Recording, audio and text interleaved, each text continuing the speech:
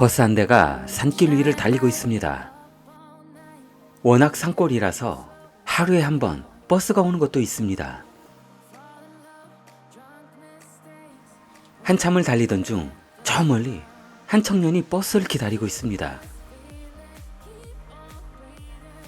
쭈그리고 앉아있던 청년은 버스를 보자 벌떡 일어나 버스를 향해 손을 흔들고 있습니다. 버스 운전사는 청년 앞에 차를 세웠고 청년은 버스에 올라탔습니다. 버스값을 낸 뒤 담뱃불을 붙이던 중 버스 운전 허가증에 붙어있는 사진을 보고 웃으며 여성 운전수에게 말을 건넵니다. 이거 당신 아닌 것 같은데요?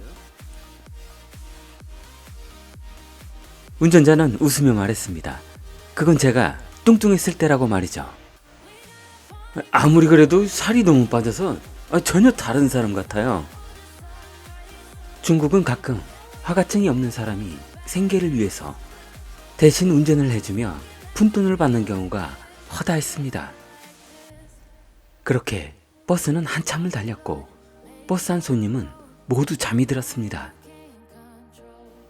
한참을 달리던 버스 기사는 저 멀리 할머니처럼 보이는 것 같기도 하고 아픈 사람인 것도 같은 사람이 도로 한복판에 그것도 두 사람이 구부정하게 엎드려 있었습니다. 버스 기사는 급한 환자 같아서 빨리 버스 문을 열어줬습니다. 그런데 두 사람은 버스에 올라타더니 강도로 돌변했습니다.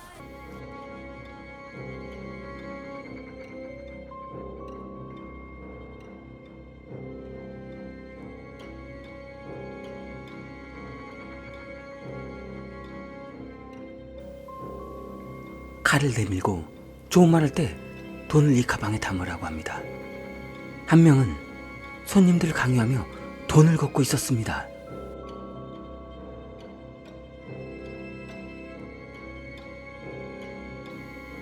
돈을 안 내는 승객은 때려서 강제로 뺏었습니다.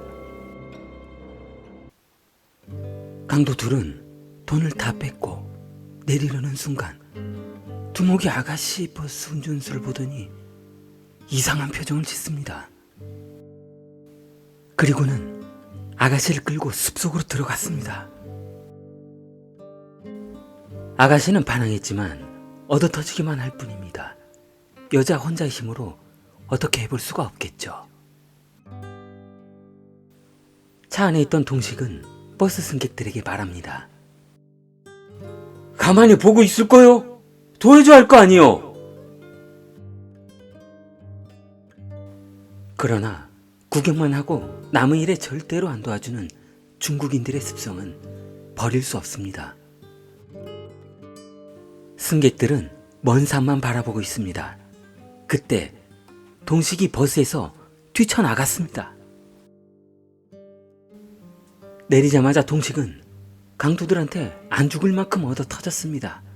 칼로 찔리고 얼굴을 멍들고 온몸에 상처투성이었습니다.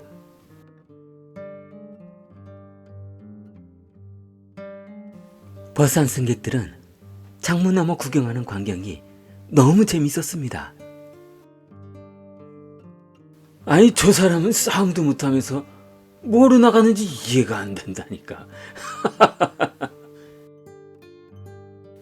저 총각이 매를 벌고 있구만 그래.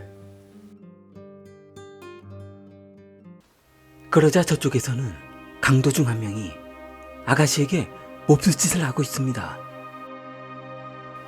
아가씨는 싫다며 소리 질렀고 반항이 심할수록 강도 폭행은 심해졌습니다.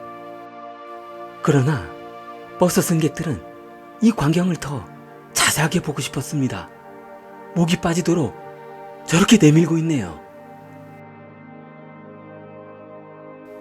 여성 운전수 고통이 끝나고 강도들은 산속으로 도망쳤습니다. 여성 운전수는 한참을 누워있다가 옷을 주섬주섬 입고 비틀거리는 몸으로 버스에 올라탔습니다. 그러나 승객들은 볼 것이 더 남았는데 뭔가 아쉬운 듯한 모습이었습니다. 운전수는 버스에 올라탄 뒤 승객들을 향해 한참을 바라봤습니다. 그러자 승객들은 시선을 회피했고 운전수는 운전대를 잡고 한참을 울었습니다. 그때 피투성이가 된 동석이 버스에 올라타려 하자 운전수는 버스 문을 닫아버렸습니다. 나를 구해주지도 못할 거면 나서지를 말던가. 일만 커졌잖아. 당신은 버스 탈 자격이 없어. 이런 눈빛으로 동석을 태우지 않았습니다. 버스 운전수 이런 행동이 동석은 어처구니가 없었습니다. 어떻게 나한테 이럴 수가 있어요? 버스 기사는 창밖으로 동석의 가방을 던져버렸습니다. 버스는 떠났고 한참을 걷던 동석은 지나던 트럭 한 대를 얻어탑니다. 트럭을 얻어타고 한참을 달리던 중 차창 밖으로 절벽 난간이 부서져 있었습니다. 트럭 기사님한테 잠깐만 세워달라고 했습니다. 그리고 난간 부서진 쪽에 가서 절벽 아래를 봤더니 동석이 타고 있던 버스였습니다.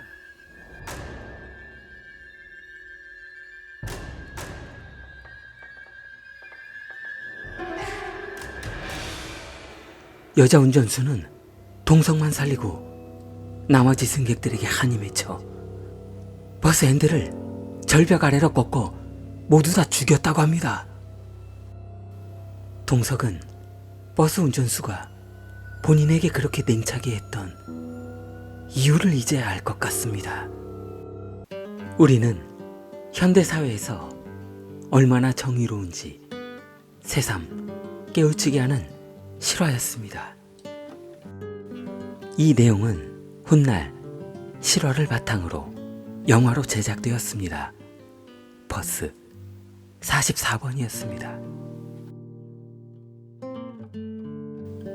좋아요, 구독 부탁합니다. 킬리였습니다.